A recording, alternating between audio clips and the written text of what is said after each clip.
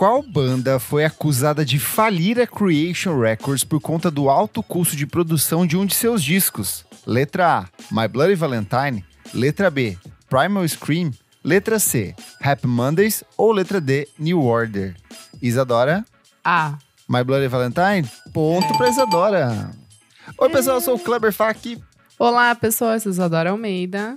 Eu sou o Renan Guerra. Eu sou o Nick Silva. E no programa de hoje, os discos mais caros de todos os tempos. A gente vai conversar sobre trabalhos que custaram uma verdadeira fortuna para serem finalizados e alguns deles chegaram até a levar gravadoras à falência. Money, money, money, money. Mas antes o que, meu amigo Renan Guerra? Antes, você pode seguir a gente nas redes sociais, @podcastvfsm no Instagram e no Twitter. E além disso, se você nos ama de verdade, você pode apoiar a gente em padrim.com.br/podcastvfsm. A partir de R$5 você tem acesso a muitos programas com bastante antecedência e participa do nosso grupo fechado para apoiadores no Telegram. E também tem acesso às gravações ao vivo que hoje não rolaram, porque eu estou visitando a minha família no interior. A internet é via rádio, está capenguinha aqui. Mas o Nick já vai correr para editar esse programa com muita antecedência, porque os nossos apoiadores merecem ouvir antes, né, Nick Silva? Isso aí, amanhã, se Deus for índio, como diria a nossa falecida Miguelô, o programa já estará na mão deles. Linda, Luzinha. Boa! Vamos falar sobre música, gente? Bora! Produzir e gravar um disco não é apenas um exercício criativo complexo, mas uma atividade que pode custar bastante dinheiro. Mesmo que ao longo das últimas décadas diferentes técnicas de gravação, novos softwares, modelos de financiamento e equipamentos cada vez mais acessíveis tenham diminuído os custos de produção, levando artistas a produzirem suas obras no conforto do próprio lar, o preço para produzir, gravar e prensar um disco ainda é bastante elevado. Segundo o levantamento do site Apoia-se, que diariamente conta com novos artistas levantando campanhas de financiamento coletivo, o custo médio de uma obra produzida no mercado brasileiro hoje é de aproximadamente R$20 mil para um álbum de até 12 faixas. Nossa, isso é baratíssimo, assim, isso é nada comparado ao que a gente vai falar. É muito surreal esse valor. Não, isso aqui é dinheiro que não paga uma sessão, assim, dependendo dos discos ali. Ou seja, uma variação entre R$1.5 mil a R$2 mil por faixa, sem incluir cópia física, mas tudo depende também das escolhas, da qualidade e inclusive do estilo musical. Então, assim, pensou em botar uma orquestra dentro de estúdio? Pode pensar que esses 20 mil aí, ó, vão dobrar, triplicar, quadruplicar fácil. Só para se ter uma noção, o primeiro passo da gravação é escolher um estúdio para gravar o áudio. As cobranças feitas em estúdio normalmente se dão de 3 maneiras. Por hora, quando o serviço é apenas de gravação. Por música, quando todos os recursos são fornecidos ao cliente. Então, você pode usar instrumento, pode usar um monte de aparatos ali, cabos e tudo mais ali dentro de estúdio. Ou por músico, quando é necessário um arranjo instrumental na letra. Então, quero trabalhar com o Arthur Verocai. Ele vai falar assim, olha, você vai me pagar tanto por hora de estúdio, ou eu posso te fazer um valor fechado. E aí vai depender de músico para músico. Então, assim, não existe um valor exato, preciso sobre isso, né? E acho que também nesse valor a gente não tá contando o custo do produtor, custo da mixagem, custo da masterização, sei lá, vários outros custos que estão embutidos aí. Os valores da própria banda, né? Porque a pessoa precisa... Sim. É um trabalho, ela precisa ter dinheiro também. Pagar as contas, né? Pagar o aluguel no fim do mês também tem que estar lá. É que normalmente, quando a gente fala de banda independente, é uma galera que simplesmente junta tudo que tem e vai e segue com trabalhos paralelos até conseguir, né, sobreviver, assim. Os queridíssimos da Terno Rei aí até hoje, acaba a turnê, eles voltam pra vida deles ali. Eu não sei se... Eu imagino que nenhum deles viva totalmente de música. Ali eu lembro que o Ale Satter, por exemplo, era designer. Mas é um rolê de, artista igual pedreiro, batalhar pra conseguir fazer seus corres ali, né? Quando você pensa, por exemplo, numa cantora, num cantor, né, que é sozinho, ele precisa montar a banda, aí você precisa pagar essas pessoas, né, pra tocar ali. E aí isso já encarece também bem mais. Aí você pensa, fulano tá sozinha, é mais fácil, mas não, ela precisa de outras pessoas pra tocarem, né? E olha, esse custo dentro de estúdio dessa etapa pode variar de acordo também com a necessidade do artista. A média dos preços gira em torno de 50 a 150 reais a hora de estúdio. Isso que a gente tá falando de um estúdio, tipo, acessível. Se você pegar um estúdio carrérrimo ali, ó, gente, um rio de tem que dinheiro. considerar aqueles estúdios que são, tipo, famosos. E daí, tipo, traz uma grife também pro seu… Tipo um Electric Lady em Nova York, sabe? Por onde passou de Jimi Hendrix a, sei lá, David Bowie. Caríssimo uma hora ali. Mas também pode ser de 80 a 120 reais o arranjo de um instrumento por música ou de 1.200 a 1.500 reais por músico quando os recursos são fornecidos pelo estúdio. Depois que a etapa de gravação estiver finalizada, é necessário ainda retirar o ISRC, que é o International Standard Recording Code. Então é como você vai receber do Spotify lá na frente, é por meio desse código de registro e também o que garante que ninguém vai copiar o seu som, ou se você entrar em alguma batalha judicial, você tem o registro da sua canção, que você fez ela antes. E esses valores costumam variar também por obra fonograma, algo em torno de R$10 e por titular da banda, mais R$15 por membro ali que vai receber esse crédito em cima dessa canção. Logo após, ainda a gente tem a multiplicação do disco das masters para a fabricação dos CDs. Assim, posteriormente serão distribuídos e vendidos em lojas. Então, nesse momento, nós temos 2 novos custos: a embalagem e a arte de capa. E elas são tão importantes quanto a própria música para vender o seu trabalho. Então, a estética, a gente já gravou um programa inteiro aqui sobre isso, é muito relevante para a gente em cima disso. E o preço médio por unidade de CD é de R$ 2,99. Só que isso, de novo, pode variar pelo tipo de material que você está pensando, pelo tipo de projeto gráfico que você está desenvolvendo. Eu quero fazer um projeto que o disco é todo abre e fecha como se fosse um origami. Gente, tudo isso vai encarecendo, prensagem em relevo, tudo isso assim coloca esses valores lá em cima. Mas se você quer fazer vinil, fudeu. Aí, tipo, é mais um valor gigantesco também. A gente já teve um programa falando nisso, né? Então, acho que esses valores vão, tipo, cada vez mais ficando gigantescos. Ali tá falando de uma média de R$20 mil para produzir um CD. Eu colocaria pelo menos mais um 20 mil só na parte de visual, de produção e de tudo mais que envolve esses processos, sabe? Porque vai ter sessão de foto, vai ter que comprar roupa, vai ter que fazer maquiagem, contratar não sei o quê. E depois tem que pensar em distribuição ainda, que é outro valor, né? Que às vezes as pessoas não pensam e depois lançam o disco e ninguém ouve. Por exemplo, você tem que fazer ainda assessoria de imprensa. Quem que vai trabalhar esse seu disco? Ou você simplesmente vai lançar e jogar no seu… Quem que vai cuidar das suas redes sociais quando você lançar esse disco? Então, assim… Pensar nos profissionais de comunicação. Que podcast que vai falar de vocês? Eu acho que tem um rolê, tipo, é meio igual lançar filme, né? Depois do custo de produção do negócio em si, tem todos uns custos relacionados a exatamente isso. Divulgar a obra e fazer o pessoal assistir e tudo mais. Então, de fato, é muito louco esse mundo, assim. Movimenta muita grana. Eu admiro muito o músico, assim, porque tem uns que, pelo amor de Deus, você gastou tudo isso, realmente você quis lançar isso que você lançou. Ai, amigo! A força de vontade tá lá. Tem uns que é na força de vontade, eu admiro por isso. Eu sei. É o sonho, né? Sonho move montanhas. Mas tem muita coisa de também, tipo aquelas bandas de velho, sabe? Que quer lançar disco de alguma coisa.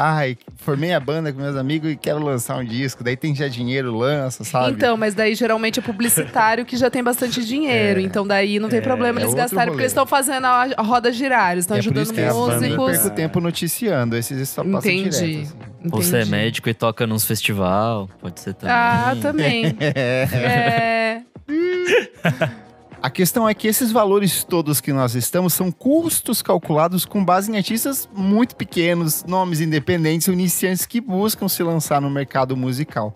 Quando a gente volta os olhos e os ouvidos para os grandes figurões da indústria, os valores passam a ser outros, e mesmo dentro da indústria existem aqueles que extrapolam todos os limites. E é justamente sobre isso que a gente vai conversar hoje, porque a gente vai falar sobre os discos mais caros de todos os tempos. São trabalhos marcados pelos excessos de seus realizadores e chegaram a se arrastar por décadas até que fossem finalizados.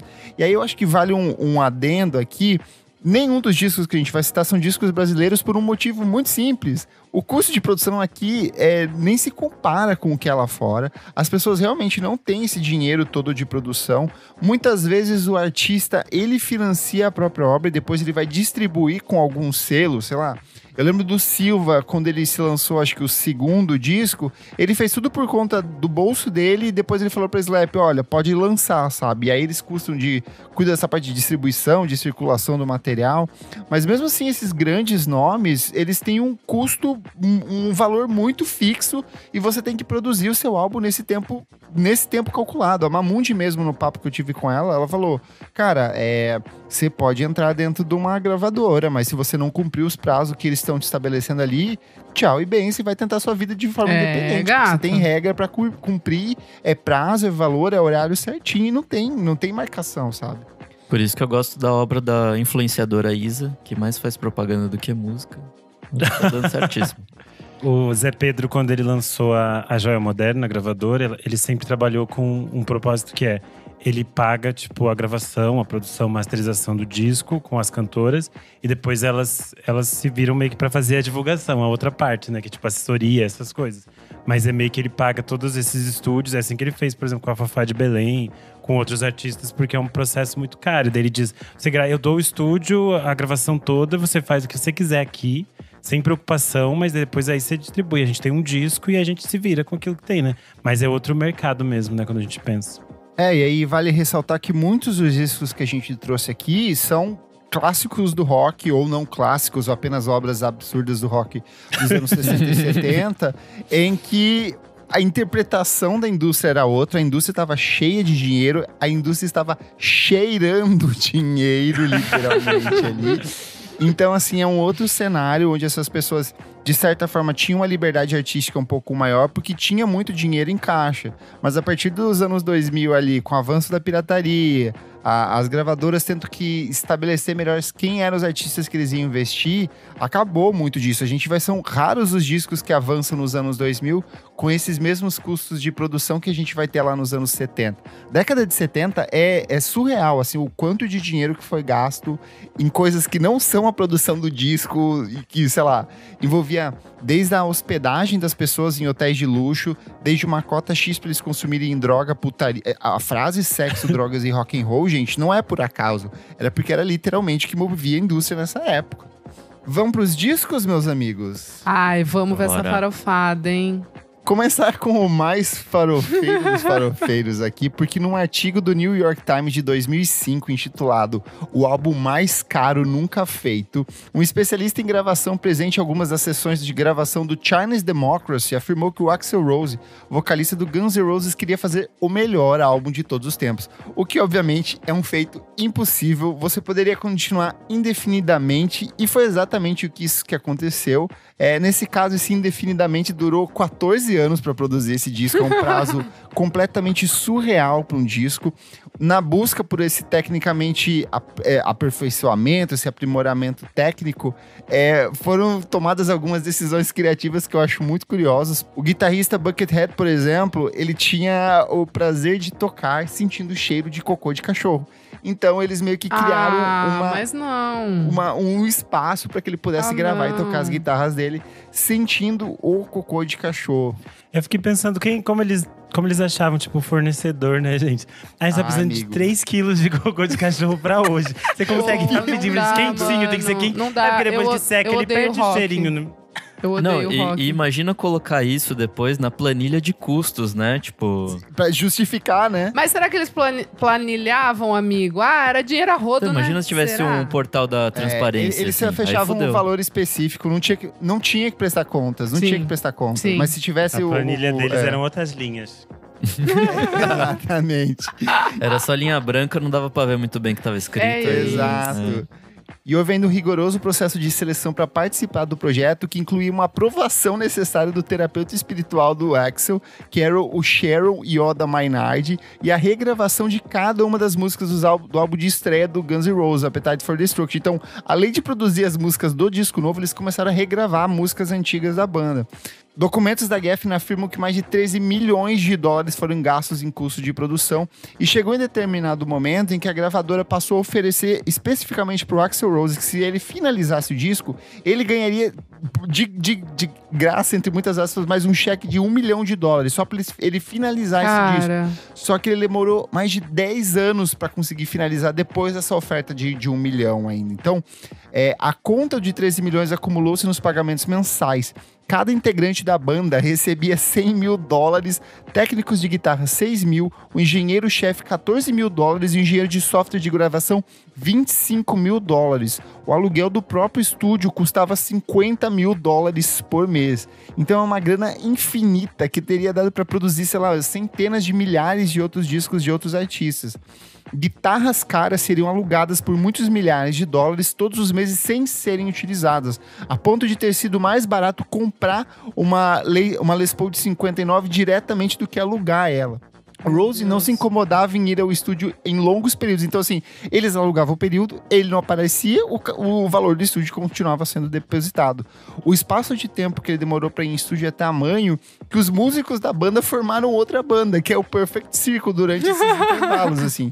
Mas aí, assim, finalmente, em 23 de novembro de 2008, e eu lembro que isso foi um fenômeno na época, assim, tipo, meio que parou a internet, todo mundo queria ouvir o novo disco do Guns N' Roses, veio a público o China's Democracy e, pra surpresa de ninguém, o disco era uma tremenda merda, assim, críticas terríveis, foi eleito um dos piores discos daquele ano, assim, teve uma galera meio que teoriza-se que foram compradas pela própria gravadora pra defender o disco nas críticas, mas assim, eu acho que o fato de perceber que das músicas desse disco, eu acho que nenhuma sobreviveu, ninguém fala sobre esse disco pra além desse fato. Não. Então eu levanto a pergunta aqui, o valor se justifica? Não. Valeu apenas tanto investimento? Nem fudendo. É que a galera já tava, Nunca. tipo, em 10 anos já tava muito biluteteia das ideias, né? Tipo, ninguém tava mais querendo fazer o rolê. Só o Axl que é meio perfeccionista ou maluco, enfim. Mas, amigo, é que sabe o que é? Se você for pegar esse disco, levou 14 anos pra ser produzido. Então ele foi produzido na época que o Guns N' Roses estava no auge. Ele começou a ser produzido ali. Então ali eu acho que se justificavam os valores.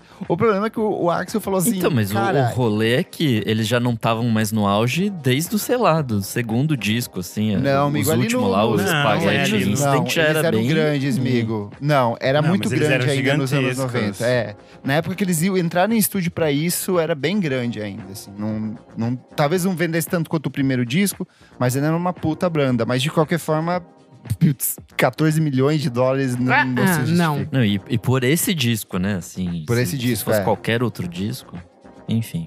Vamos lá, mais um aqui da lista, porque esse me ataca diretamente porque eu gosto do disco. 40 anos antes do Axl Rose lançar o que esperava ser o melhor álbum de todos os tempos, outro cara estava escrevendo que ele também achava que seria o melhor disco de todos os tempos, que era o Brian Wilson, que em 1966 criou na cabeça dele que ele estava produzindo o disco, que era como se fosse uma sinfonia adolescência para Deus.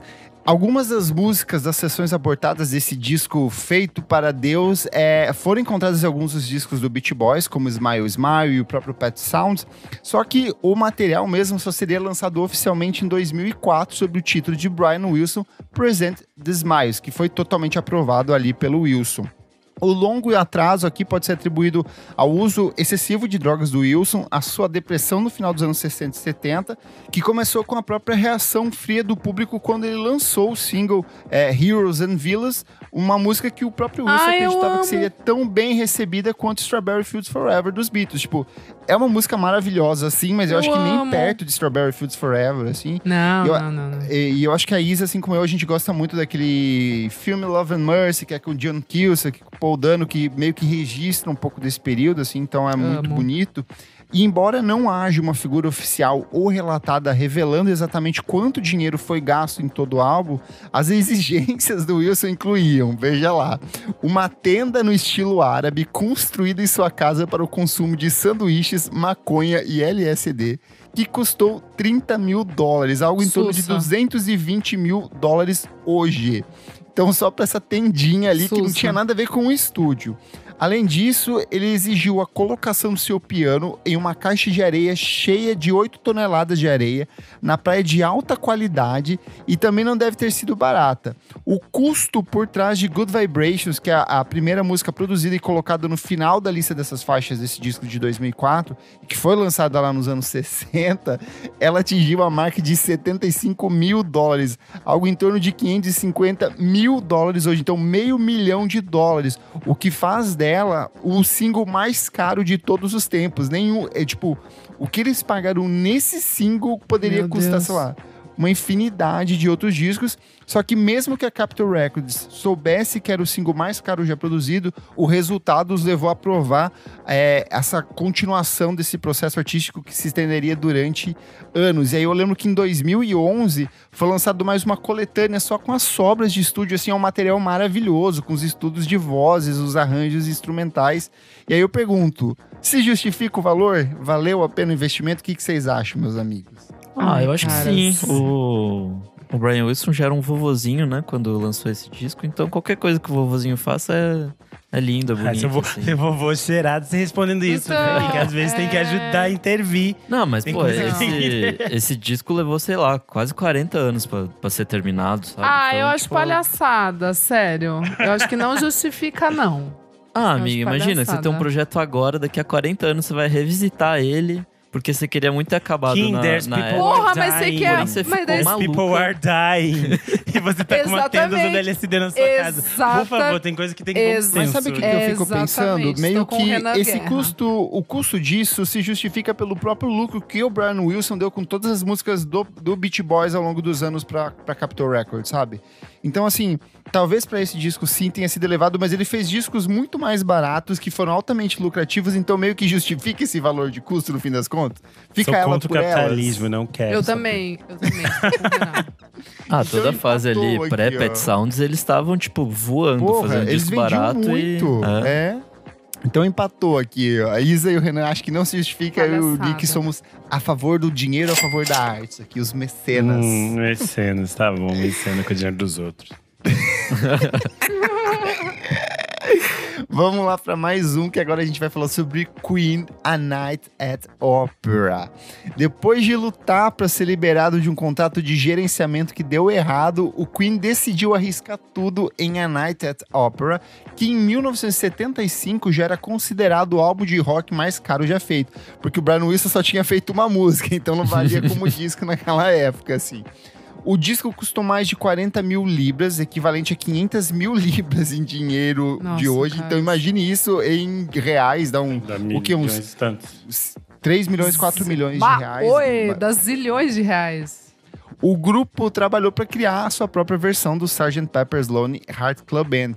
E uma meticulosidade particular foi destacada justamente no que seja talvez a faixa principal desse disco, que é Bohemian Rhapsody, que continha nada mais e nada menos do que o coro, entre aspas, de 180 vozes, que eram apenas as vozes do Freddie Mercury, do Brian May e do Roger Taylor, empilhadas uns sobre os outros, criadas ao longo de uma semana inteira, com dias de 12 horas. Então, assim, pensa o custo de estúdio para você manipular. Imagina, Nick, você trabalhar com 180 vozes e fazer disso uma melodia, uma harmonia. O trabalho que não daria para você fazer? Não, e sei lá, 75 não devia ter tantos canais assim, sei lá, 16, 32 canais. Se muito, assim. Porra, deve ser canais, escroto época, né? De fazer isso, assim, tipo... E aí, e era além disso, ainda vai que você tinha que mexer, né? Então, você vai condensar tudo isso em uma faixa só pra deixar embaixo da voz principal da música. Puta, é foda, assim, é um trabalho fudido. 12 horas de gravação achei pouco, assim, pra isso, mas... Sei lá, essa música, no fim das contas, vale a pena, porque ela é um dos maiores clássicos do rock, assim, mas... como disco, será? Eu ia dizer que como as outras coisas que a gente viu aqui eram meio absurdas, eles só ficaram gastando mesmo que eles estavam tirando uma panca no estúdio, né? Não estavam fazendo coisas tão fora da realidade, assim, eles só estavam trabalhando. Então, sim, foi um trabalho entregue no fim das contas, sabe? Não estendeu o prazo de estúdio, foi realmente um trabalho que exigia muito dinheiro, então Eu acho que com isso levanta-se a pergunta, o valor se justifica, meus amigos? O produtor Roy Thomas Baker chamou a música Bohemian Rhapsody de totalmente insana. Nós nunca paramos de rir. Era basicamente uma piada, mas uma piada bem sucedida. Não seria a última vez que o Baker seria acusado de fazer humor em estúdio. Eu não sei, eu acho que se justifica. No fim das contas, é um disco mega icônico pra carreira da banda. E como a gente comentou aqui, não foi gasto em, tipo, sei lá, cocaínas e putas e tudo mais, sei lá. Até foi, né? Mas daí é o que eles fazem no fora do horário de trabalho. A gente não tem nada que ver. Cada um faz o que quer fora do seu horário de trabalho. Mas eu acho que a gente já falou aqui outras vezes em outros programas. O Queen tem os discos que são bem ruins. Não é o caso desse, então eu acho que valeu. De discos, assim, acho que eu consigo ouvir inteiro, assim. Porque o resto é meio… Tem ótimos singles e o resto é meio… Os fãs do rock vão te atacar? Pode atacar. Então, se justifica o financiamento aí. Vamos pro próximo. The Darkness, One Way Ticket to Hell and Back. Esse aqui é a maior galhofa dos anos 2000. Após o sucesso do seu álbum de estreia, Permission to Land, que é um excelente disco, diga-se de passagem, mas é uma galhofa, mas é um excelente disco. Impulsionado pelo single I Believe in Thing Called Love, o The Darkness começou a se entregar ainda mais ao som e à imagem do hard rock e glam rock dos anos 70 para o seu próximo disco e se viu envolvido em tumultos pessoais e crescentes problemas financeiros. A banda até contratou o Roy Thomas Baker, que além de trabalhar com Queen, também esteve por trás dos álbuns de artistas como Journey, Alice Cooper, Cheap Trick, Motley Crue, Ozzy Osbourne e sim, por algum tempo, com o próprio Chinese Democracy do Guns N' Roses, que essa era até uma piada. Que tipo, tinha tanta gente passando pelo Chinese Democracy que era impossível saber de fato quem fez o que ali dentro. E com custos de quase 1 milhão de libras, um valor até módico perto do que a gente comentou aqui, One Way Ticket to Hell and Back era composto por músicas que incluíam de 120 a 160 partes de guitarras cada uma, assim. Então, fazia um solinho, fazia uma base, fazia mais um solo, fazia uma sobreposição, costura aqui, costura ali, 160 dos 120 partes de uma guitarra dentro de uma música. O Baker afirmou que em alguns casos 100 guitarras foram incluídas na faixa final apenas por 2 segundos. Após um ano, o Baker reduziu 37 músicas, 400 rolos de fita. Eles insistiram ainda em gravar em fita magnética, o que torna tudo ainda mais caro e burocrático.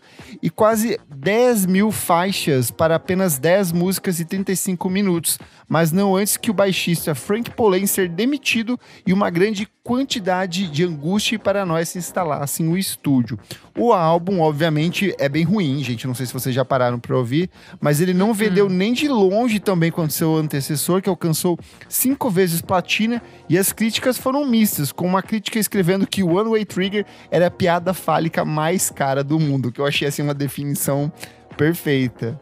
É que o primeiro disco já era meio tipo assim, é uma piada, né? E daí, sei lá, depois a piada repetida e replicada e aumentada vai ficando sem graça. E eu acho que não tem porquê. Você chegou a ouvir esse, Isadora Almeida? Não. Mas agora eu fiquei curiosa. E eu nem gosto dessa banda, porque me dá gatilho, porque era a trilha sonora daquela novela lá, homofóbica. Era. E aí eu não Cor gosto. do Pecado. Nossa, verdade. A gente que era gay sofria com isso. Então, gente, o valor não se justifica. Não. A Isa não embarcou nesse, mas eu tenho certeza que ela embarcou no próximo, porque nós vamos falar sobre Fleetwood Mac. Eu amo! Tusk. Eu amo. 4 anos depois de A Night at Opera, o LP Tusk, do Fleetwood Mac, de 1979, assumiu o título de álbum de rock mais caro já feito pela mídia, graças à sua etiqueta de preço de 1 milhão, um número que nos anos seguintes mudaria para 1,4 milhões. 23 milhões de cópias do álbum anterior da banda, Rumors, acabariam sendo vendidas, mas a Warner Bros. Negou ao empresário da banda, o Mick Fleetwood, seu pedido para que o grupo comprasse o próprio estúdio com o adiantamento da empresa. Adendo aqui, gente, é muito comum, às vezes, a parte da negociata, a banda fala, olha, vocês dão um estúdio pra gente, a gente entrega pra vocês 3 álbuns aqui no intervalo de X anos, então é algo super comum, não é nada pouco usual. A questão é que era um puta estúdio que eles queriam, então era um valor muito acima da média. Em vez disso, 1,4 milhões foram gastos na adaptação personalizada do estúdio D do Village Record em Los Angeles. No livro 33 1/3 do Robert Tux sobre o Tusk do Fleetwood Mac, diz que se na primeira noite de gravação Todo o grupo comemorou com cocaína a nova compra de um carro esportivo de 70 mil dólares do baterista Mick Fleetwood, antes que ele recebesse uma ligação dizendo que o carro não estava segurado e foi atingido e destruído enquanto estava sendo rebocado para casa dele. Quando a sessão terminou às 6 da manhã, /noite/madrugada, oficialmente o grupo passou a noite inteira fazendo nada além de cheirar cocaína. Não por acaso, a Stevie Nicks falou que ela passou o final da década de 70 e até o final dos anos 80 sem saber o que ela estava fazendo de tanta droga que ela usava nesse período aqui. Maluquice. E o álbum duplo com 20 músicas, o Tusk venderia 4 milhões de cópias, tornando um fracasso lucrativo para a gravadora. A diferença entre as vendas de cópias do Rumours em comparação ao Tusk é a maior queda de vendas de qualquer artista musical de um álbum de grande gravadora para o próximo. Então, assim, pesou para eles. E desculpas para suas vendas decepcionantes incluem as redes de rádio RKO, tocando o álbum completo para sua audiência numa época em que as pessoas já podiam gravar fitas cassete. E aí tem um adendo, é um disco de 20 faixas, então ele era um disco duplo, e na época ele saiu por volta de quase 16 dólares, algo em torno de 50 dólares hoje em dia. Então Nossa, meio que acabou... Era um valor muito caro no final da década de 70, então... Mas ainda assim, minha amiga Isadora, eu sei que gosta do Fleetwood Mac, você acha que esse valor se justifica? 1,4 bilhões para fazer o Tusk? Gente, eu tô com o Renan, entendeu? Assim, eu acho que nada justifica, capitalismo pesa a mão, entendeu? Parece que a gente ficar se drogando, porque geralmente é isso, eles ficavam gastando com que eles compraram só com o pó bom. Exato. Mas você entende que desse 1,4 milhões, eles conseguiram usar o que eles usaram de droga e ainda gravar 20 músicas. Eles entenderam. Eu acho que tá bom, tá barato. Então, isso que eu ia falar. O Tusk, não tô passando pano pra pilha de pó, mas é que o Tusk até que você sopra, né? Exato. É grande, entrega 20 músicas e temos coisas lindas como Sarah, Sisters of the Moon, Brown Eyes. Então, assim, talvez se justifique. E, enfim, pensando que é anos 70, que eram discos caros nessa época. Ficou com a história ali, a gente entende, era difícil. Eu acho que todo o dinheiro que a Stevie Nicks gastou com cocaína valeu a pena nessa época. Porque é a época que ela fez as melhores coisas. É óbvio que ela envelheceu bem, não ficou que nem essas malucas que vira crente depois. É que ela usou tanta cocaína que conservou, né, gente? Ela tá intacta hoje em dia. É que a maioria usa muita cocaína e depois vira crente, não é o caso dela. Mas no caso dela, essa fase que ela tava bem maluca, ela produziu coisas muito boas. Coisas maravilhosas. Então... Eu também acho. A gente, posso falar uma fofoquinha aqui que eu fiquei muito nervosa? Porque quando eu conheci as Haim, a Este tava usando o colar da as três lua. estavam no show. Não. A Daniela nunca usa. Ela guarda num... Ela fez tipo um... Como é que fala? Um altar. Relicário. Exato, E a Lana e a Este usam. E aí, quando eu tava conversando com a Este, eu ficava olhando pro colar e eu falava, gato do céu, vou roubar. Você tá no Brasil, vai voltar sem essa joia. Não, gente, eu não pensava nisso. Eu pensava só que, meu Deus, a Stevie Nicks ela tava vendo estar perto de uma coisa que é Stevie Nicks. Ai, que loucura, gente. Eu fiquei maluquinha. Eu ficava só olhando pro colarzito. Linda. Então, pra fechar, o valor se justifica? Sim. Justifica, vai. Justifica. Mas seguindo nesse universo maluco ali do final dos anos 70 e começo nos anos 80, a gente vai falar do Def Leppard com Hysteria. Tudo começou com as intenções mais conscientes de grana, quando os 4 membros recentes ricos do Def Leppard se mudaram para Dublin para escapar das altas taxas de impostos da Inglaterra. Mas anos de atrasos levariam a banda a cometer um gasto de 4,5 milhões para a produção do Hysteria. O golpe mais duro foi o acidente de carro em 31 de dezembro de 1984, que levou o braço esquerdo do baterista Rick Allen, que compreensivelmente precisava de algum tempo para descobrir como se adaptar ao trabalho. A partida antecipada do produtor de confiança, Mutt Lange, devido a seu esgotamento, também foi tão responsável pelo fato da banda levar quase 3 anos para terminar o álbum. O compositor Jim Steinman não foi um substituto adequado, e quando Lange eventualmente retornou um ano depois, ele insistiu que todo o trabalho feito durante a ausência dele fosse simplesmente descartado. Lange mais tarde foi hospitalizado em um acidente de próprio carro, e o vocalista Joe Elliott contraiu cachumba. Em um exemplo de perfeccionismo de Lange, a última música a ser gravada, Armageddon It, foi mixada por 3 meses até que uma versão adequada foi escolhida. O Def Leppard deu relatos variados sobre quantos discos de Hysteria eles teriam que vender para conseguir acertar e equilibrar as contas, e em 1988 eles disseram à revista People que precisavam vender 2 milhões de cópias. Em 2012, o vocalista Phil Collins aumentou o número para 3 milhões. No episódio do Behind the Music deles, né, daquele programa que revisita carreiras de bandas e discos e afins, o número mágico para evitar a dívida era de 5 milhões. Felizmente para eles, enquanto o álbum apenas vendeu 3 milhões de cópias inicialmente, o hit Pour Some Sugar On Me impulsionou as vendas do álbum para mais de 20 milhões, tornando-se um dos LPs mais vendidos da história do rock. Então, assim, custou caro, mas no fim das contas ele se pagou e ainda rendeu um dinheirinho aí pra banda. Mas eu pergunto, o valor se justifica nesse caso, Isadora Almeida? Você que é a nossa avalista hoje. Cara, vou te contar que o show Def Leppard foi um dos melhores shows que já fui na minha vida. O Fera perdeu um braço. E assim, acho que valeu, né, gente? Não?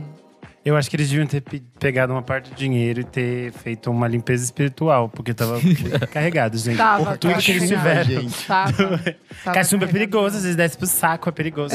Saco é meu maior medo.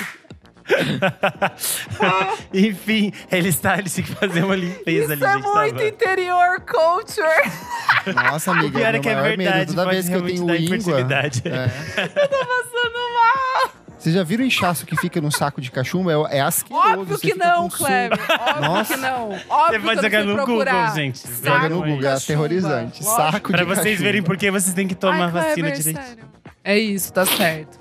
Vamos lá, porque agora a gente vai falar sobre um disco que já tem programa gravado aí, My Bloody Valentine, Loveless. A gravadora Creation Records acreditava que o segundo álbum do My Bloody Valentine seria gravado em apenas 5 dias. Eu acho não isso foi. uma piada. Porque tinham, por que eles acreditavam nesse tempo? Porque o Alguém disco sabe? anterior foi gravado meio que nisso. Foi um intervalo de, sei lá, 2, 3 semanas, Ai, fechou o mas pacote daí, né? e gravou, né? Perfeito. Só que em vez disso, foram necessários 20 estúdios, vários engenheiros e 2,5 anos para que o álbum aclamado pela crítica fosse concluído. No momento do seu lançamento em 1991, a gravadora supostamente estava com uma dívida de $500 mil. Desculpa usada para abandonar a banda e meio que investir porcamente na divulgação do material.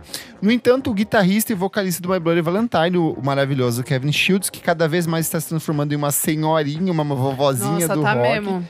Tá mesmo. Ele afirmou que o álbum nunca custou nem perto disso. O disco custou sim muito dinheiro, só que muito do dinheiro custeado era do bolso do próprio Kevin Shields. Então, assim, eles iam para um estúdio, eles passavam, sei lá, 8 horas montando equipamento, começava a tocar, o Kevin Shields falava, não é esse tipo de som que eu quero, então, tipo, eu pago aqui, mas vamos tentar em algum outro lugar. Então, eles fizeram isso várias vezes, várias sessões, várias regravações e captações, assim, até que o disco fosse finalizado do jeito que ele gostaria.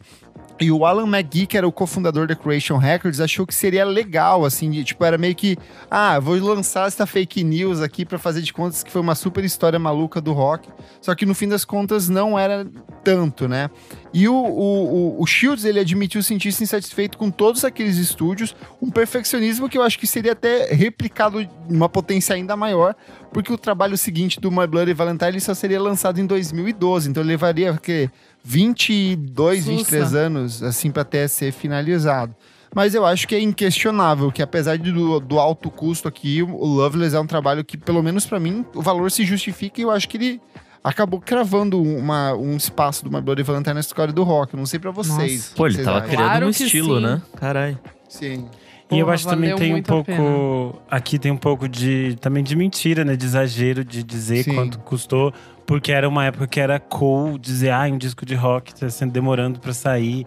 Porque ele tá custando muita coisa. E já era publicidade, na época gerava. Mas hoje em dia a gente acha meio cafona fazer isso, né? Mas na Sim. época era tendência. Eu acho que talvez tivesse um efeito muito parecido se o Chinese Democracy ele demorasse, por exemplo, 2,5 anos até ser lançado, sabe? Não, sei lá, 12, 14 anos. No sentido de usar É porque era dessa uma coisa bomba, né?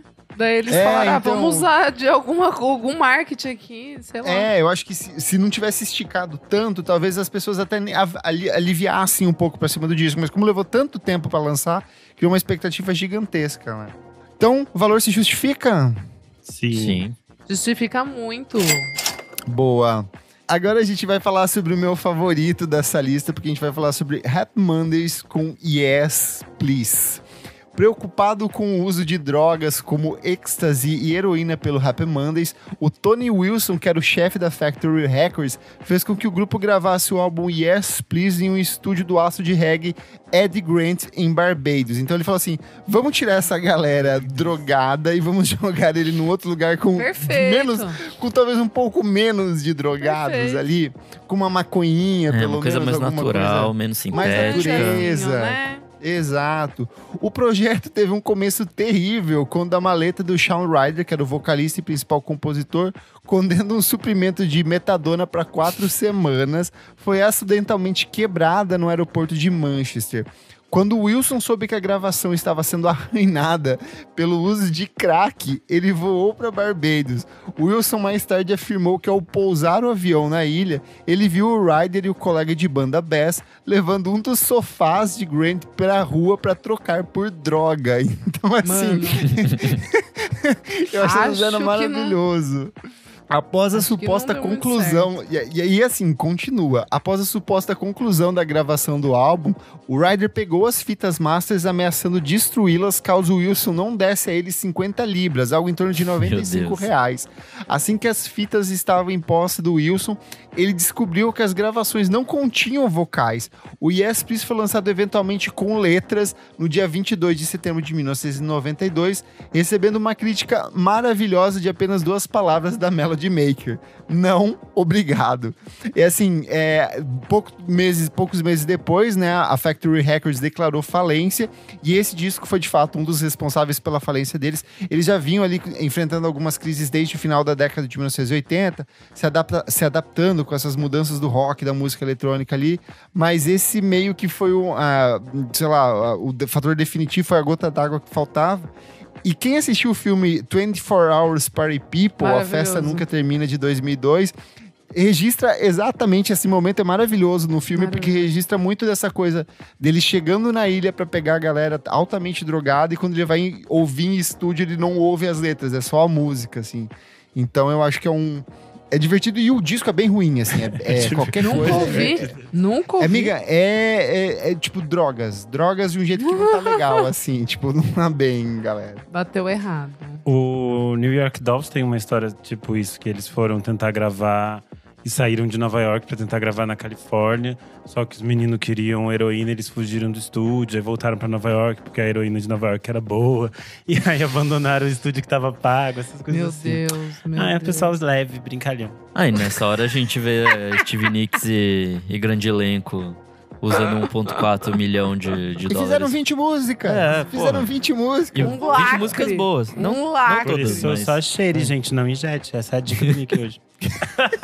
Que horror. Mas olha... Brincadeira, gente. Não usem drogas. Mas nem só os roqueiros têm gastos exorbitantes e agora a gente vai pro universo da música pop por um acontecimento ali dos anos 2000. Anos antes de Tommy Mottola trabalhar na Sony, ele era marido da Mariah Carey e chefe da Columbia Records. Quando Mottola e Carey se divorciaram, os dois não tinham mais um relacionamento de trabalho ou pessoal a ser mencionado, um problema considerando que a Mariah era uma artista da Columbia. A Virgin, a gravadora Virgin, pagou a Columbia um valor de 20 milhões para libertar ela do contrato. Então, só para pagar os custos de... pra vocês não ficarem ali na mão, a gente paga 20 milhões de dólares só para vocês liberarem ela do contrato, beleza? Pagou. Além disso, a Carey assinou um contrato de 5 álbuns no valor de 80 milhões de dólares com a Virgin. Então, muito, muito dinheiro. Glitter foi o primeiro álbum da Carey pela Virgin, uma trilha sonora de 2001 para o filme de mesmo nome. tanto o álbum quanto o filme foram completamente fracasso de crítica e de público e de tudo. Foi tão difícil que a Virgin invocou uma cláusula do contrato que eles tinham com a Mariah Carey que permitia cancelar esse contrato de milhões de dólares. Então eles só pagaram pra ela 28 milhões. Então assim, ela saiu muito no lucro nessa época. Ela fez o filme, fez o disco, foi um fracasso. Mas eu acho que o que mais está atrelado à questão de Glitter é porque ele foi adiado durante alguns momentos, porque ela falou que ela estava tendo alguns problemas de saúde, se eu não me engano.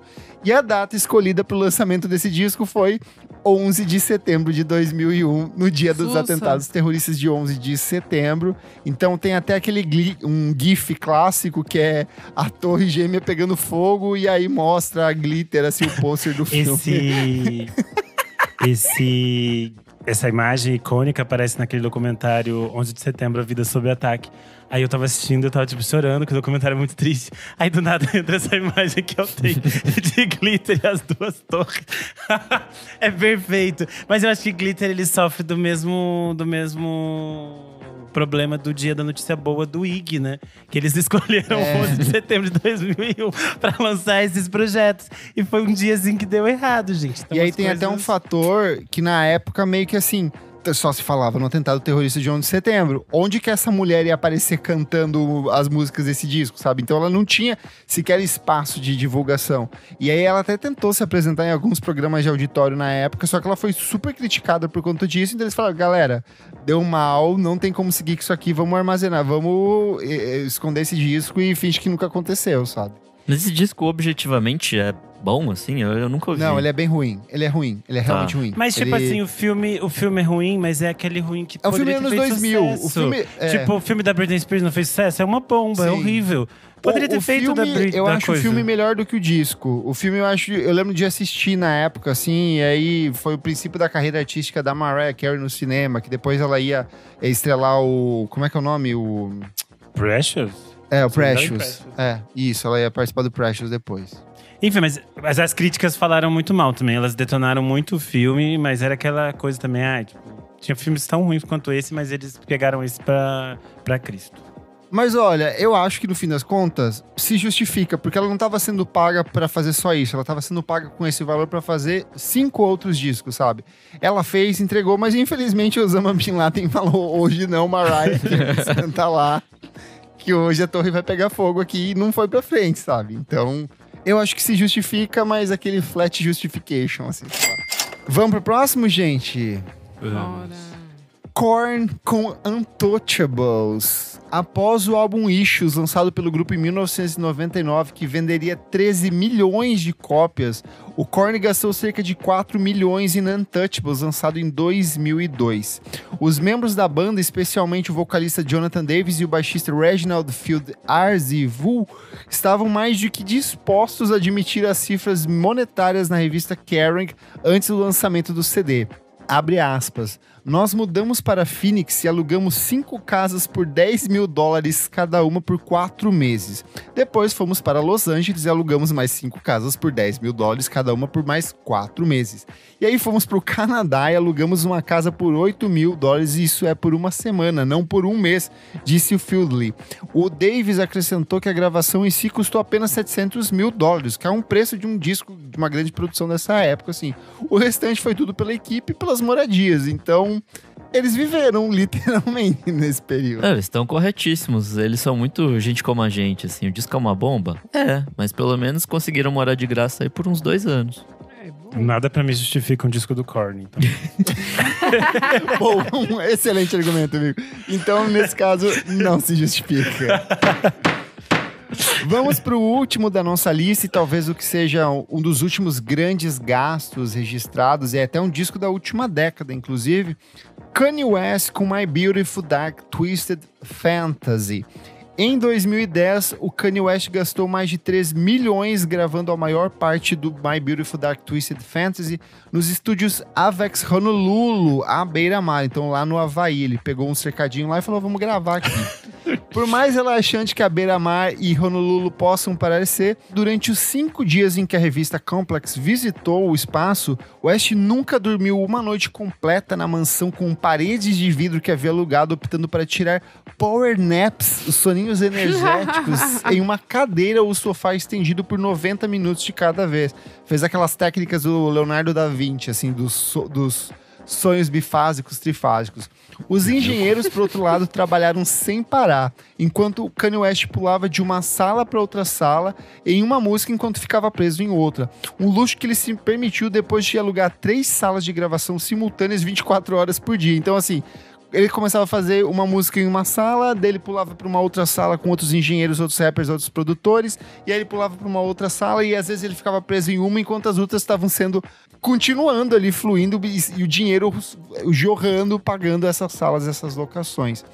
E como seus convidados e produtores precisavam de alguma coisa para comer, o West contratou 2 chefes particulares, um só para cozinhar comidas quentes e outros para fazer comidas frias.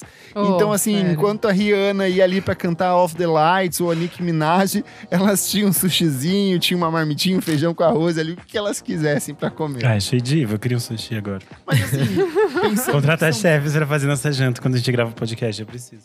Nossa, seria tudo, seria uma vitória na minha vida. Uma Nossa cota dos Senhora. madrinhos pagando lanchinhos durante a sessão. Ai, que delícia. O meu seria simples, seria só uma pipoca um pouco diferenciada. Eu Mas não, eu assim, ia cobrar só Amigo, sushi você com tá na sabor pipoca fresco. ainda? Eterna, amiga. A pipoca é vida. Eterna. A graça deles ele tá na casa dos Caralho. avós, tá comendo. É. Não, essa semana eu tô comendo que nem um louco aqui. Ai, Mas, que gente, bom. pensando que foram 3 milhões de dólares já em 2010 e que é um puta de um disco que meio que revolucionou a indústria. Que tem eu não sei convidado vocês, pra um mas mim- cacete, assim. É, tem Isso, muita tem gente muito envolvida produtor. e pagou as Muita gente, pessoas o valor devido.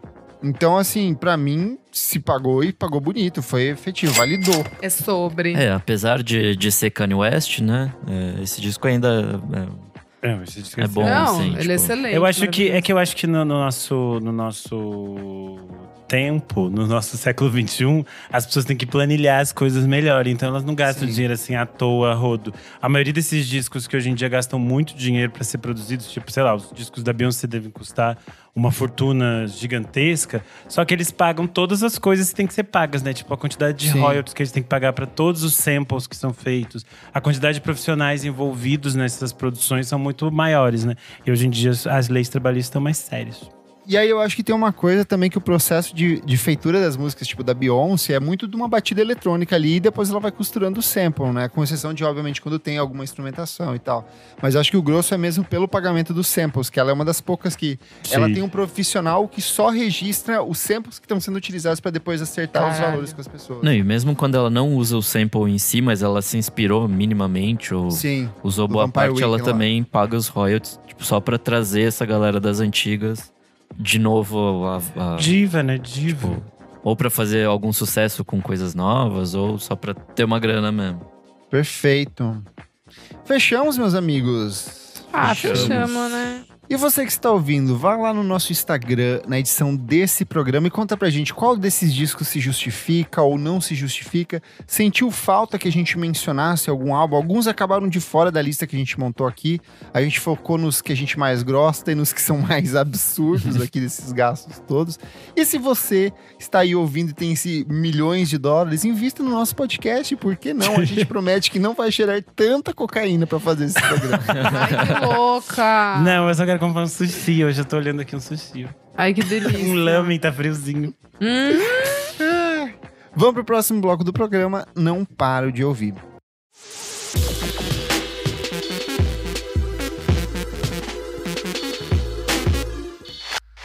Começando o nosso segundo bloco. Não paro de ouvir. Nick, o que é esse bloco? Nesse bloco, a gente dá dicas de coisas bem recentes que a gente não para de ouvir. Opa, e o que você traz? Bom, acho que temos faixa da semana aqui, né? Temos. Todo mundo vai querer comentar. Maravilhosa. Que é Ana Frango Elétrico com Electric Fish. Ai, tudo. Ai, muito boa. Como ela é boa, né? Nossa, É excelente. maravilhosa. Essa é a primeira faixa do próximo disco dela, que chama Me Chame de Gato Que Eu Sou Sua, que vai ser lançado no dia 20 de outubro pelo selo Risco aqui, né? E pelo Mr. Bongo and Think Records fora do Brasil. Chique. Nossa, eu tava com saudade dela produzindo coisas assim, porque faz tempo que ela não não dar as caras, né? Acho que em 2020, um ano depois do Electric Little Chicken Heart, ela tinha lançado alguma coisinha, mas ficou nisso, assim, ficou nesse single e depois nunca mais. Ficou só produzindo coisas e tal. E aí agora ela voltou com a Braba. O que vocês acharam? Eu achei maravilhosa. Eu achei a faixa muito boa. Eu achei a capa do disco linda. Total. Nossa, sim, a capa é lindíssima. Eles lançaram um mockup lá de como vai ser o disco de vinil. Também achei tudo muito bonito. Achei as fotos feitas pelo Ike Duarte absurdas de lindas, assim. Achei muito lindas, tipo assim, cuidado, assim, de soltar um negócio bonitão, assim. E achei muito chique que a nossa amiga Fran foi retweetada pelo Fantano. Eu Ai, amei! tudo. Foi o meu momento. No momento dela, né? É o meu momento que estou agora uma pessoa do Fantano. Minha próxima dica é o Wild Nothing com Headlights On. Ai, muito bom. Era minha também. Puta que pariu, eu curti demais. A volta do Jack Tatum depois de, sei lá, uns 5 anos que ele lançou. Jack Tatum, que agora é pai. É verdade. É, pessoas que transam. Que bom. Tristes que transam. Ele lançou essa musiquinha que tem a participação da Hatch, que vem pro próximo Balaclava Records. Balaclava Festival 2023. Essa é a vinheta oficial. E é o primeiro single do próximo disco dele, que chama Hold, que vai ser lançado no dia 27 de outubro pela Capture Tracks. Me pareceu uma coisa bem, tipo, inglesa anos 90, assim, esse climinha. Enfim, aquelas bandinhas que circulavam por ali, de um indie festivo ali. Achei bem divertida. Minha próxima dica é a Jamila Woods com Boomerang. Puta, ela já é a segunda música que ela lançou desse novo disco. E eu tô gostando demais. A última que ela tinha lançado antes dessa é a Tiny Garden. E essas duas vão fazer parte do próximo disco dela, Water Made Us, que é do dia 13 de outubro, pelo selo Jack Jaguar. Enfim, mais um R&Bzão, pra quem gosta. Vai nessa que tá muito boa.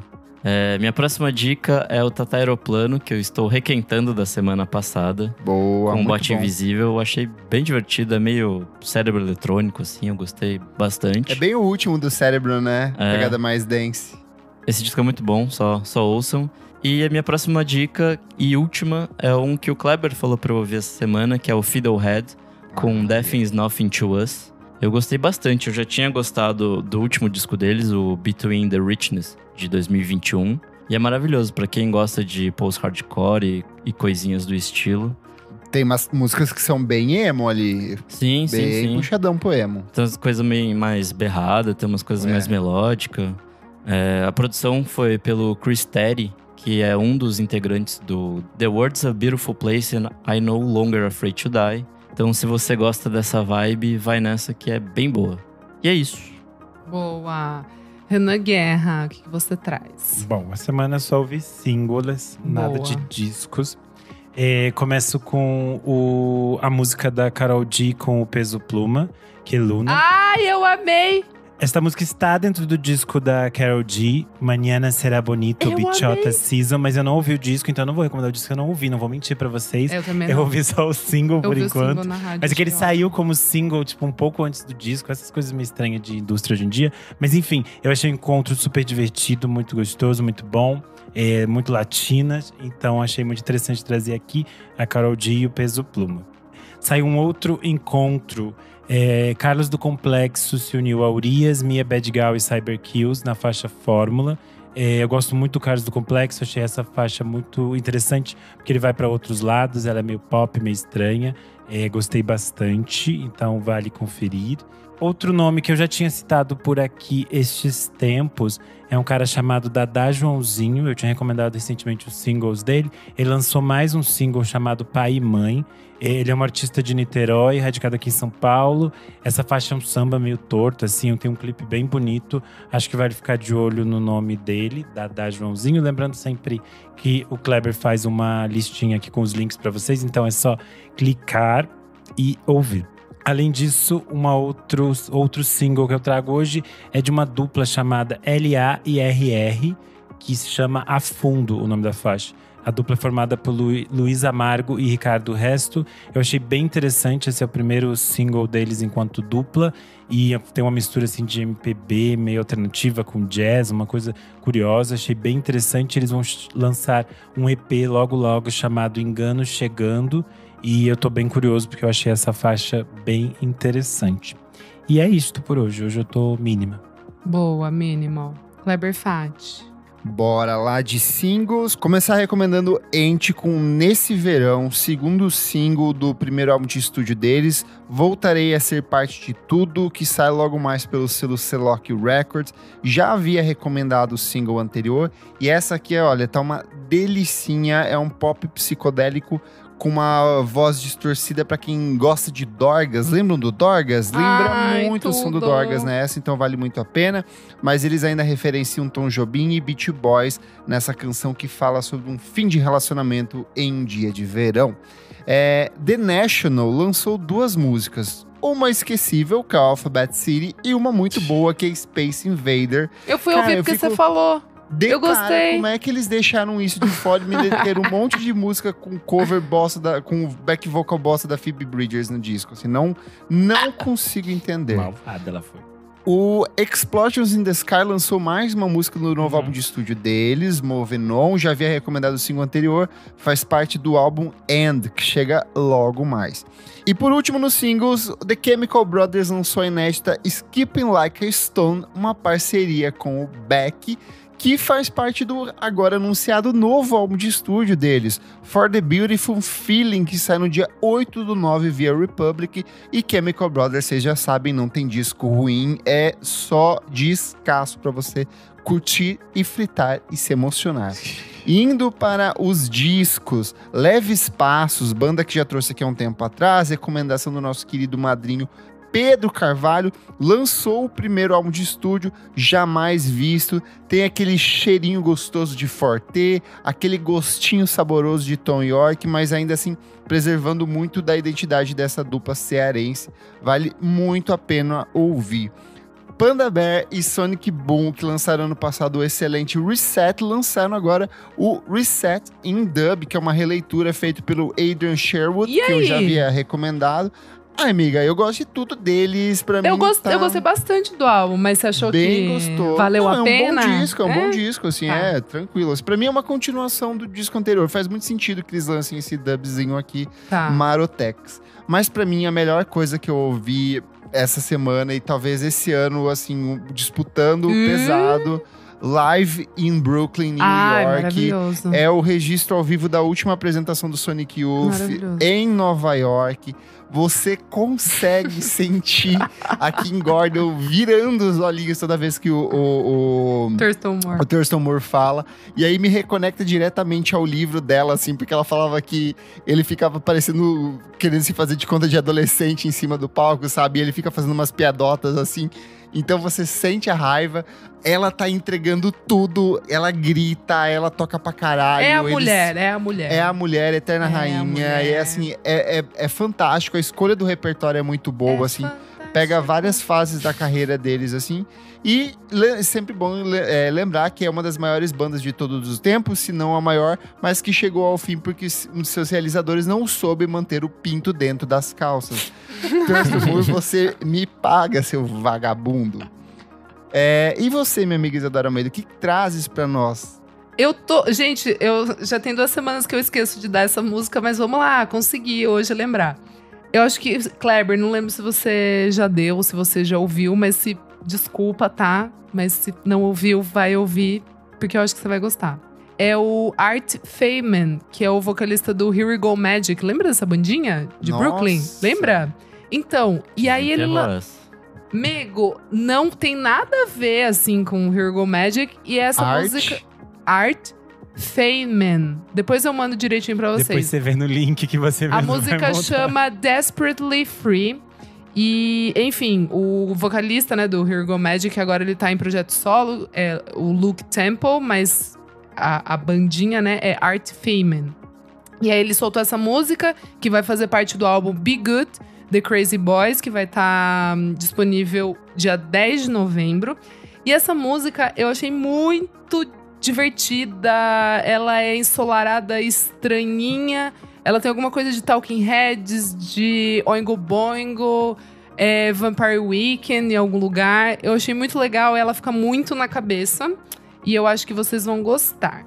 Eu quero acrescentar a sua dica que hoje, na data dessa gravação, esse maluco ele lançou o Pass It Over, que é outra faixa nessa mesma vibe. É muito boa, é bem divertido. Então, eu gostei bastante. Eu tô curiosa pra ouvir o Albinho. E aí, no caso, a minha outra dica, vocês me perdoem, que já tem 2 meses que saiu esse álbum, mas é que eu só consegui ter tempo de ouvir ele com calma agora. Eu já gostava muito dos singles, mas parar pra ouvir realmente, entender tudo que tava acontecendo ali e eu amar muito, foi só agora. Que Marina Senna. Que foi o Overmono com Good Lies. Puta álbum foda. É aquela capa que tem o cachorro olhando pra cima, assim, olhando pro céu. Belíssima capa.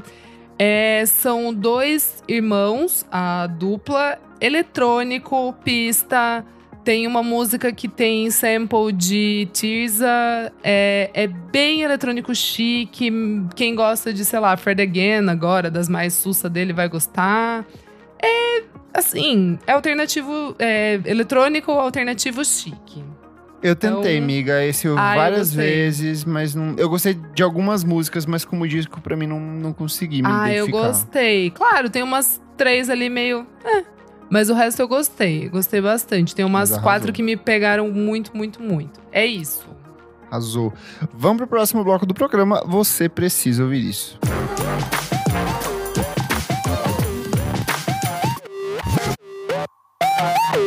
Chegamos ao terceiro e último bloco. Você precisa ouvir isso. Meu amigo Kleber, o que é este bloco?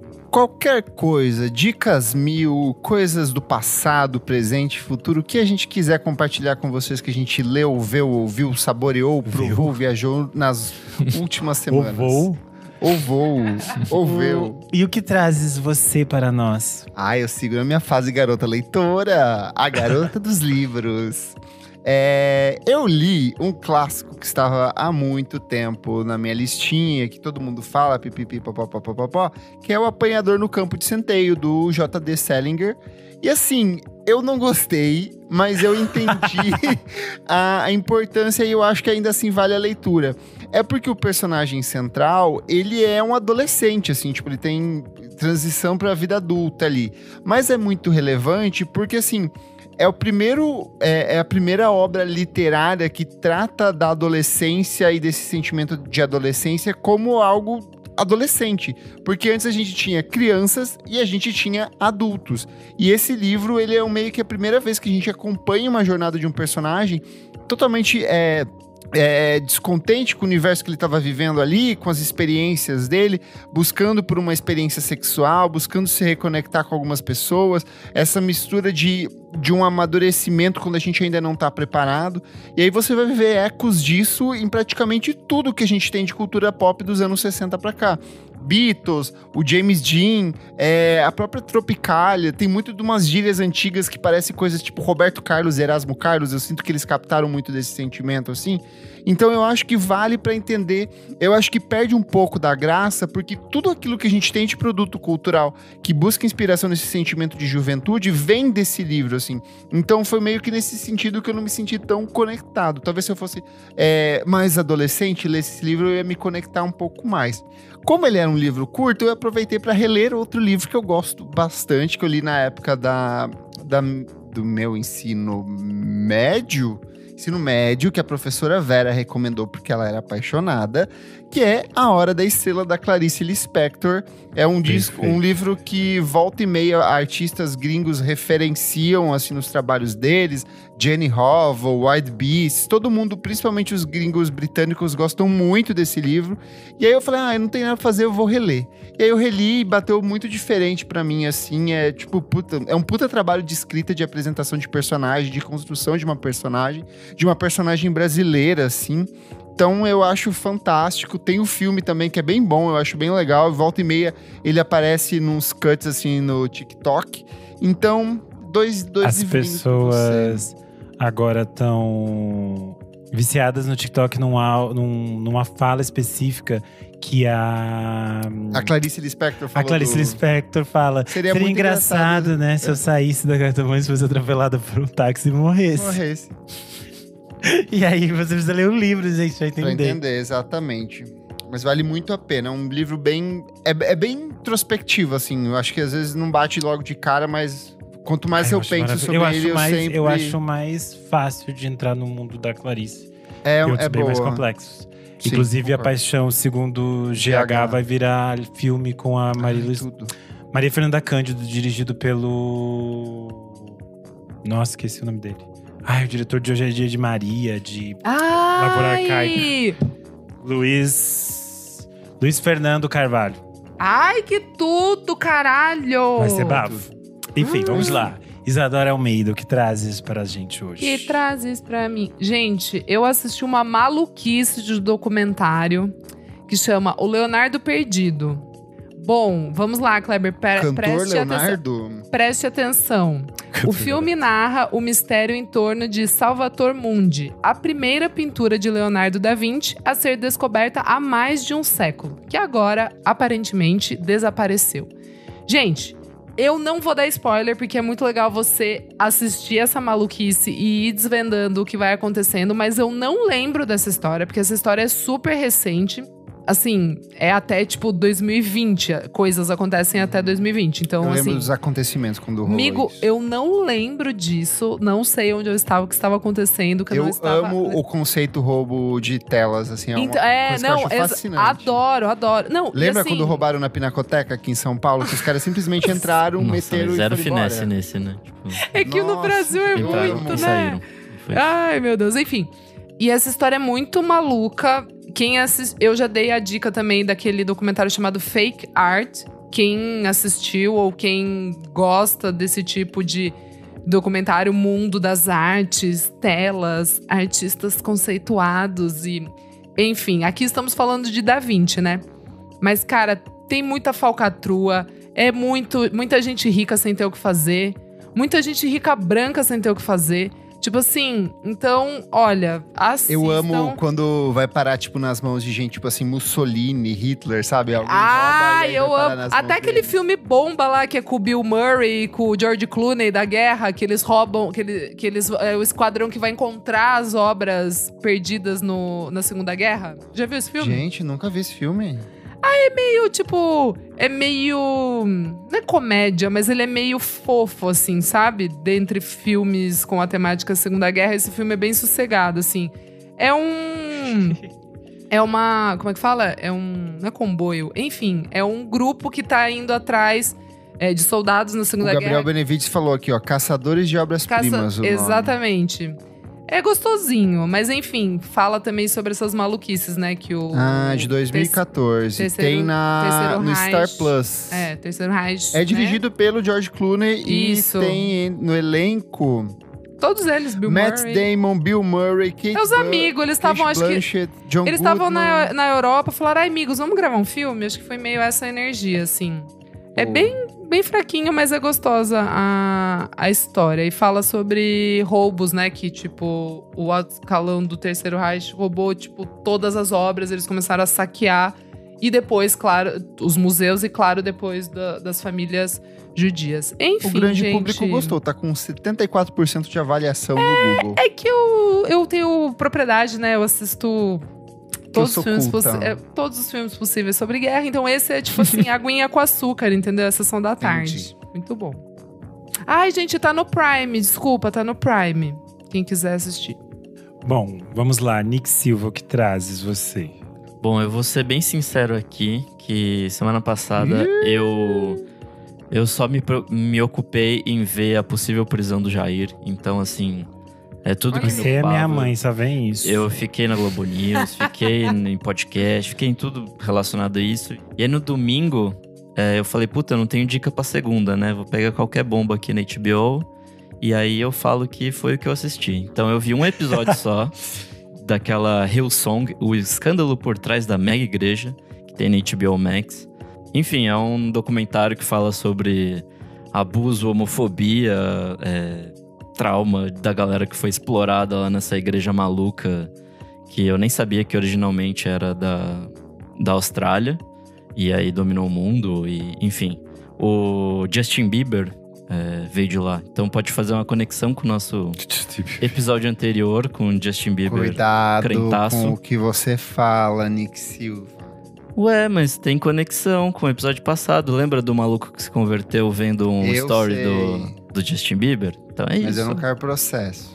Ah, mas... Já basta o Renan chamando a pessoa de feia lá. Quem que eu chamei de feio? O Cassino. Ah, é verdade. Mas enfim, eu vi só um episódio até agora, então eu não sei muito. São de 4, né? Eu só consegui ver um. E é isso, assim. É um documentário. Definitivamente foi lançado e tá aí pra todo mundo ver. Essa é a minha dica. Parabéns. Obrigado. E você, Renan? Bom, a minha dica também é um documentário que se chama A Paixão de JL. É sobre um artista que eu sou completamente apaixonado, que é o Leonilson. Ele é um artista cearense. Ai, que tudo! Mas é um documentário bem poético, assim. Então ele não vai, tipo assim, te contar a história oficialmente dele, todas as histórias do Leonilson. O Leonilson faleceu no início dos anos 90 em decorrência do HIV/AIDS. Só que no início em 1990, especificamente, ele começa a gravar fitas em diário. Eu vi aquele outro documentário dele, verdade. Antes ainda dele saber o resultado do exame, de saber que ele estava doente, ele começou a gravar essas fitas, porque ele estava pensando, de alguma forma, fazer isso, transformar isso em um projeto de arte. E aí ele acabou, no final das contas, registrando todo esse processo da doença e esses últimos processos dos trabalhos dele. Isso foi transformado em filme pelo Carlos Nader em 2014, virou A Paixão de JL. Eu assisti no Itaú Cultural Play, é gratuito, é só você fazer login, você consegue acessar. O filme está disponível por lá. E é muito bonito porque ele pega esses áudios e conecta muito bem com o que o mundo vivia no início dos anos 90. É esse mesmo que eu assisti no cinema quando passou. Agora que eu tô É bem ligando. bonito, assim, são umas imagens, uns áudios passando. É super interessante e eu acho que a própria figura e as obras do Leonilson, elas passam por um processo que muita gente está descobrindo e conhecendo o trabalho dele. Eu acho que é um trabalho bastante pop, que conversa e dialoga com signos que são muito modernos ainda. Eu acho que ele faz muito sentido para essa nossa geração. E atualmente tem 2 exposições do Leonilson rolando. Então, para quem é do Rio de Janeiro, até o dia 23 de setembro, tem uma exposição chamada Leonilson e a Geração 80 no Pinacoteca Cultural em Botafogo. E aqui em São Paulo tem uma exposição chamada Leonilson, Corpo Político, na Galeria Almeida e Dali, que fica no Jardim Paulista. Que é da Isadora Almeida. É dela, ela é doida. Eu fui lá sábado tentar ir, mas ia fechar em meia hora, daí eu não fui. Vou acho que semana que vem. Enfim, as obras dele são muito interessantes. Tem uma música até daquele projeto da Liana Padilha, o Tinta... Enfim, tem uma música da Liana Padilha que se chama Leonilson, em homenagem ao Leonilson. Eu acho que ele é uma figura muito pop, muito interessante. Mas eu acho que o Leonilson é um artista super interessante que vale ser descoberto. Acho que esse filme é uma boa forma de conhecer. E acho que vale também aproveitar essas exposições que estão tendo para ter contato com as obras dele. O nome do projeto da Liana Padilha se chama Tinta Preta. E a música se chama Leonilson. Se chama Léo. Ela fala Leonilson. Comentários referentes à última edição do programa, número 261. Milli Vanilli, Cassino e outras fraudes da música pop. Comentário do Rodrigo Berg, ele falou: uma tremenda sacanagem de todos os lados. Comentário da @liquigás. A Eurodance dos anos 90 é cheia de casos de um rostinho bonito pra dublar a voz original, porque o cantor não tem uma imagem tão aceitável pro público. Corona, aquela do Rhythm of the Night, é um exemplo. Lembrei também do C+C Music Factory com a música Sweet Everybody Dance Now, que quem canta de verdade é a Martha Wash, mas eles puseram uma modelo no clipe para parecer que ela era cantora. Agora, e esses nomes de álbuns do Gilberto Barros, hein? A ela. Depois que eu respondi enquanto vocês falavam sobre o Cassinão e o Milli Vanilli, eu ouvi vocês falando do C+C Music Factory. As pessoas são malucas. Mas é que as pessoas. É que a gente que é ouvinte também de podcast dá vontade de você ficar comentando ao mesmo tempo que tá acontecendo. Aí depois você vê, falaram, me apressei, desculpa, gente, mas eu queria participar da conversa. Às vezes é assim, eu entendo ali que guys. Enfim, ela comenta também. Tem o caso da Mia Mary. que já substituiu a Britney em várias faixas gravadas a partir da curatela dela, principalmente no álbum Britney Jean. Comentário via DM do Guilherme Matoso. Ele falou: pessoal, eu estava na minha ouvindo o último episódio sem entender nada sobre esse tal de cassino. De repente, fui dragado para 2006. Eu conheci o Fer Cassini. Ele era uma figura fácil na noite underground carioca, estava em todos os eventos, era muito UK wannabe, amava Keane, Franz Ferdinand, essas coisas. Já troquei várias ideias com ele. Gente. Eu não sei o que dizer desse Também comentário. não. Tudo bem.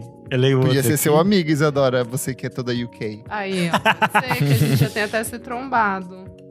A Júlia SCRN comentou: Boney M também entra na lista de fraudes. Quem cantava era o produtor, que, pasmem, era o produtor que anos depois criou o Milli Vanilli. E por último aqui o comentário do The Cosmo Boy. Ele falou: quinta-feira sendo um dos dias mais esperados da semana para ouvir episódio novo. E esse podcast me ensinando e apresentando muita coisa nova, como por exemplo Gal e Betânia, que comecei a ouvir graças às indicações e listas do Renan Guerra. Tive que virar madrinho. Muito obrigado. Olha. Tudo, amei. Eu sou o @KleberFak no Twitter e no Instagram, dicas diárias de músicas todos os dias, e você também pode acompanhar o meu site musicainstantanea.com.br. Eu sou @AlmeidaDora no Instagram, AlmeidaDora _ no Twitter, e é isso. Eu sou underline Renan Guerra no Instagram, no Twitter e no TikTok. Essa semana saiu o Por Trás do Disco que eu gravei com a FBC. Acho que ficou bem legal, vocês podem ouvir por lá. E também saiu uma matéria super legal que eu fiz para a revista Noise, falando sobre os valores dos ingressos dos festivais, por que eles são caros, todos os BOs, todas essas coisas. E daí vocês podem conferir lá no site. É isso. Eu sou @Nick_Silva no Twitter, Nick Silva no Instagram, e você lê meus textos lá no Monkey Bus.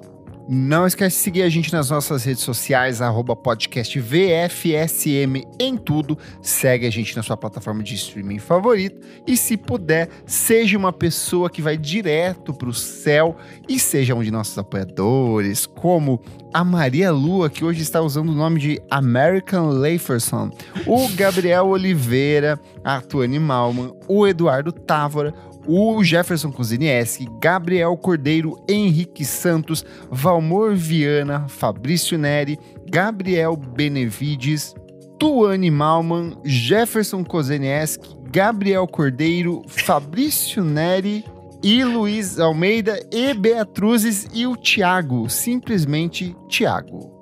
E É isso, eu acho, não é? Tem Um beijo, gente. Até a próxima. acabou. Tchau, É tchau. assim, acabou. Eu sei, eu fiquei perdido. chega, Foi tchau. muitos nomes. Até a próxima, gente. Tchau.